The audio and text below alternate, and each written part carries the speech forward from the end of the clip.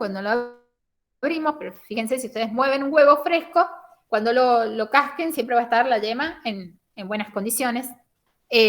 Bueno, y luego tenemos otra serie, tenemos la cáscara, perdón, y la cáscara a la vez, aparte de ser rígida, de estar, o sea, de impedir el paso de los microorganismos, tiene cierta porosidad, ¿sí? Por esos poros podrían ingresar los microorganismos. Pero sobre esa cáscara existe una sustancia química que impermeabiliza los poros, o sea, que está tapando todos los poros. Y es por esto que no es conveniente lavar los huevos al momento, solamente lavarlos al momento de utilizarlos, ¿bien? Porque si no le sacamos esa película que actúa como impermeabilizando la cáscara del huevo, ¿bien? Entonces, fíjense, acá en el huevo tenemos las barreras físicas, porque tenemos la cáscara, tenemos las membranas, ¿bien? Todo eso actúa como barreras físicas. Después tenemos barreras químicas, ¿bien? Perdón, otra barrera física también sería la densidad o la viscosidad, mejor dicho, de la clara, ¿bien? Que impide también que los microorganismos se ingresen. Y también tenemos acá una barrera química que es una enzima, la lisosima, que es la que actúa destruyendo ciertas partes de rompe estructuras de los microorganismos. Fíjense entonces que el huevo, la verdad que aparte tiene sus factores intrínsecos, pero a la vez dentro de sus factores intrínsecos negativos, pero a la vez dentro de esos factores intrínsecos también tenemos los positivos, que serían justamente estos compuestos antimicrobianos como la lisosima y las estructuras que impiden el paso de los microorganismos. Acá volvemos, o sea, tenemos el contenido en agua, fíjense que es alto, el AW también es alto, tenemos un pH también cercano a la neutralidad o alcalino, y es un alimento rico en proteínas, ¿sí? Entonces, un alimento ávido para que sea atacado por los microorganismos. Entonces, consideremos que el huevo, tal cual sale de la gallina, en su interior es estéril y está bien protegido. Cáscara, membranas internas y las sustancias antimicrobianas de la clara. En condiciones normales, las bacterias no van a entrar en contacto con la yema, a no ser que a medida que pase el tiempo de almacenamiento y las condiciones de humedad permiten el desplazamiento de la yema, porque puede ser que ustedes han visto cuando se pone un huevo viejo que ustedes lo cascan, ya es como que el huevo se ha desarmado, está más líquido. Si lo cocinan, por ejemplo, van a tener y lo parten, van a ver que la yema se desplaza hacia un lado, hacia el otro, queda en un costado, ¿bien? Se ha perdido, hay mucha cámara de aire, bien, todo eso hace que un huevo sea viejo. De hecho, si ustedes colocan un huevo en un vaso de agua, si es un huevo nuevo, va a irse hacia el fondo, ¿bien? Ahora, si es un huevo viejo, va a tender a flotar. En este caso, cuando el huevo ya esté viejo, las bacterias entéricas y pseudomonales que puedan haber quedado en la cáscara, porque recordemos que el huevo proviene del intestino de la gallina, sale por el intestino de la gallina, que es el mismo conducto por donde la gallina hace sus necesidades. O sea que en la cáscara del huevo generalmente vienen estas bacterias entéricas. ¿Cuál es la bacteria entérica muy característica de los intestinos tanto de los seres humanos como de los animales? La salmonela, ¿bien? Por eso siempre se asocia la salmonela a los productos que se elaboran con huevo, como por ejemplo las mayonesas caseras. Entonces, tenemos las bacterias entéricas y las pseudomonales presentes en la cáscara que pueden llegar a contaminar el interior del huevo. Bueno, ¿cómo comprobamos la frescura? Esto es lo que hablábamos de cuando se hunde en el vaso o cuando flota. Si al abrir el huevo la clara se dispersa demasiado, es porque ya ha perdido su estructura, su viscosidad, ¿bien? Entonces el huevo también en ese caso no estaría fresco. Cuando cocinamos un huevo y la yema debe ocupar la parte central, si está fresco, mientras que en el viejo esta se desvía hacia los costados. Otro de los grupos de alimentos también ricos en proteínas, bien, sobre todo en proteínas, son las carnes, el pescado. Y según Código Alimentario, con la denominación genérica de carne, se va a entender la parte comestible de los músculos de los vacunos, de los bubalinos, que serían los búfalos, bien, los porcinos, los ovinos, caprinos, llamas. Fíjense que acá entramos llamas, las llamas, por supuesto, bajo una cría doméstica, o sea, una cría en cautiverio, ¿no? Conejos domésticos, nutrias de criadero, pollos, pollas, gallos, gallinas, pavitos, pavitas, pavos, pavas, patos domésticos, gansos domésticos y codornices, declarados aptos para la alimentación humana por la inspección veterinaria oficial antes y después de la faena. O sea que, para que consideremos como carne apta para el consumo, cualquiera de estas carnes tienen que estar, haber sido inspeccionadas y autorizadas por un ente oficial, ¿bien? O sea, tenemos que comprar generalmente estas carnes en lugares que estén habilitados. Eso de ir a comprar al campo en algún lugar donde no sabemos en qué condiciones se han elaborado, acá mismo incluso ahora con la situación de pandemia han salido a vender embutidos y productos cárnicos, no sé si han visto, en cualquier lado están vendiendo. Bueno, el tema es que no sabemos en qué condiciones se están elaborando esos productos cárnicos. Recordemos que habíamos visto en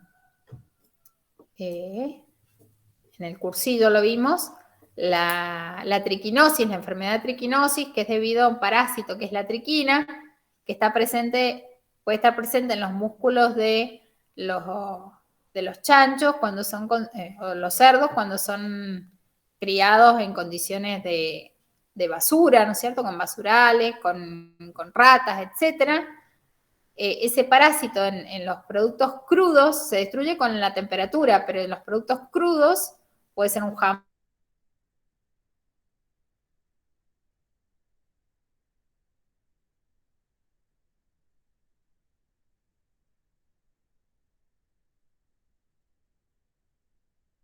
de productos si no están bien controlados. Con la misma definición de carne también se incluyen a los animales silvestres de caza o criados en cautiverio, pescados, crustáceos, moluscos y otras especies comestibles.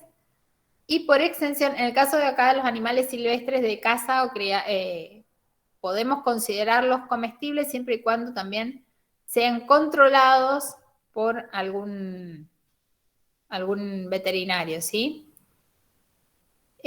Por extensión, también se considera carne al diafragma y músculos de la lengua, no así a los músculos de sostén del aparato ioide, el corazón y el esófago. La composición en agua de las carnes, fíjense que tenemos muchos sólidos en la carne, ¿bien? Entre proteínas y grasas. El agua, fíjense que no estaría tan alta. Pero de esa agua, al tener tanta grasa, ese agua tenemos mucho AW, o sea, es alto el AW, es mayor o igual a 0,98. Por ende, el AW nos está favoreciendo el desarrollo microbiano en las carnes, ¿bien? Aparte, el alto contenido en proteínas también nos da ciertas características para que el microorganismo se desarrolle, se multiplique. Y los pHs, ¿bien? Tenemos pHs casi tirando a la neutralidad, ¿bien? Son pHs altos. Entonces, todo esto va a favorecer al desarrollo de los microorganismos. Bueno, ahí les dejé como actividad para que comparen, para que busquen cuál es la composición de la carne. Bueno, ya tienen la de la carne, busquen la del pollo y del pescado, ¿sí? Para cuando vayan a estudiar.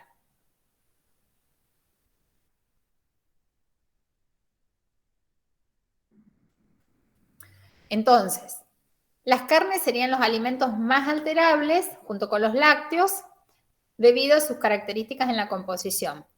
Tienen un alto contenido en proteínas y grasas, y en cofactores que favorecen el crecimiento bacteriano. Cuando hablamos de estos cofactores, estamos hablando de, sobre todo, vitaminas y minerales, porque los microorganismos también necesitan vitaminas y minerales como cofactores para realizar todas sus actividades metabólicas.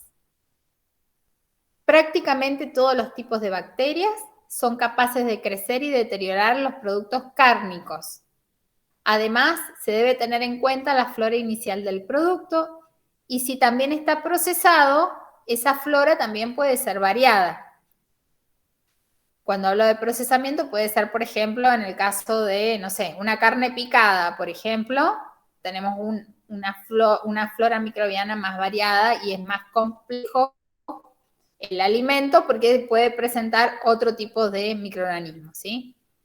En cuanto al pH, el de la carne es compatible con la mayoría de los microorganismos, o sea que la mayoría de los microorganismos desarrollan con ese rango de pH. El potencial de oxidorreducción va a permitir el crecimiento tanto de los anaerobios en profundidad como de los aerobios en la superficie del alimento. Por ejemplo, un trozo de carne, bien, va a tener menos potencial de oxidorreducción que una carne molida, donde tenemos mayor superficie de exposición. El principal efecto selectivo es el debido al almacenamiento a bajas temperaturas, o sea, en cámaras frigoríficas, que va a seleccionar los psicrótrofos. O sea, los psicrótrofos son aquellos que desarrollan a temperaturas por debajo de los 3 grados más o menos, ¿bien? Entonces, ¿cómo yo puedo seleccionar o cómo puedo impedir que desarrollen otros microorganismos? Sería llevándolo a la heladera o congelándolos, pero siempre me puede quedar algún microorganismo en la heladera que pueda llegar a seguir multiplicándose. De hecho, si ustedes tienen un trozo de carne o un trozo de pescado en heladera, van a ver que pasados unos días ya cambian sus características, ¿bien? Y esto es porque siempre han quedado algunas bacterias que siguen multiplicándose, que siguen metabolizando en el alimento. Al sacrificarse el animal, generalmente se producen una serie de cambios fisiológicos que van a ir dando inicio a la producción de la carne comestible, ¿bien? Primero, entonces, es la muerte del animal. Con la muerte del animal se lleva una parada de la circulación de la sangre. Bueno, hay una serie de procesos, el fin del reciclaje muscular del ATP, o sea, no genera energía. Como no tiene oxígeno para generar la energía, empieza a degradar otros compuestos, que es el inicio de la glicólisis. Al degradar ciertos compuestos genera ácidos, entonces baja el pH. Ahí hay un descontrol del crecimiento de microorganismos, o sea que empiezan a ver qué microorganismo es el que va a ganar el medio y ciertos microorganismos empiezan a desnaturalizar, también por la baja del pH se empiezan a desnaturalizar proteínas.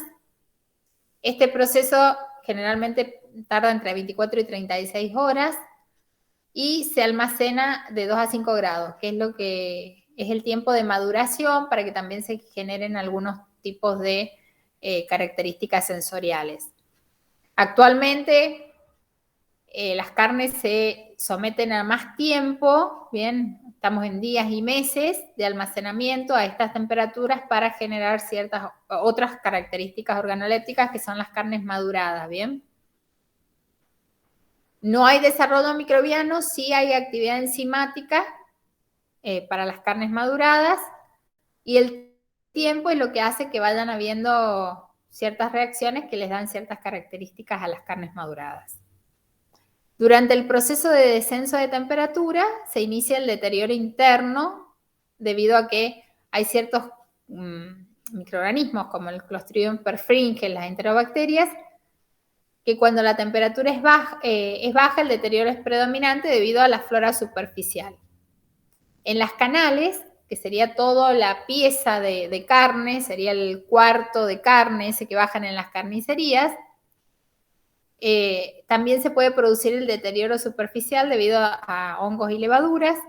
En las carnes procesadas, como las carnes picadas, el deterioro es debido a bacterias del grupo Pseudomonas, Acinetobacter y Moraxella.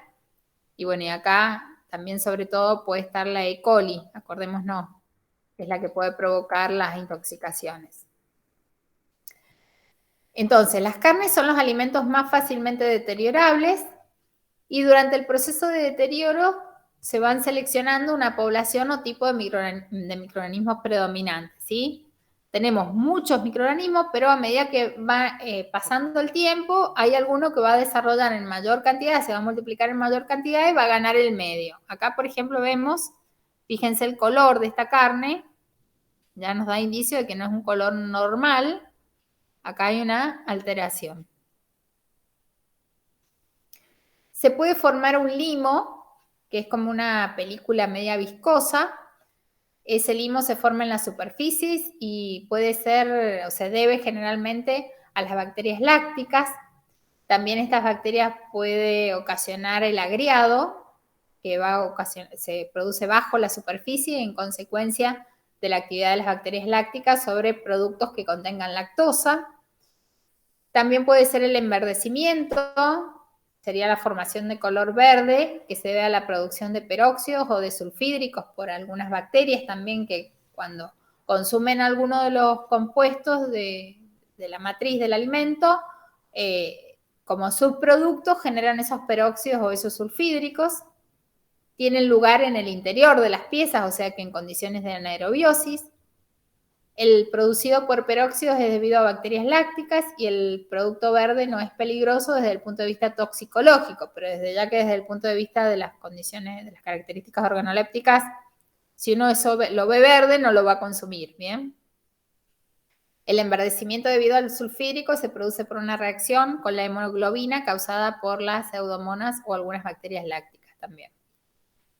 En el caso del jamón y productos curados, el tratamiento lo hace bastante insensible a las bacterias porque recordemos que disminuimos el AW con las sales, hacemos un secado, se puede agregar algún conservante como los nitritos o los nitratos, en el caso del salame. Entonces lo van a hacer bastante insensible a las bacterias y el principal proceso de desarrollo es debido a hongos, pero recordemos en este caso también que pueden haber parásitos si no se hacen los controles de las carnes. La temperatura de incubación es la razón de que el número y tipo de microorganismos responsables de la alteración de las carnes sea muy reducido.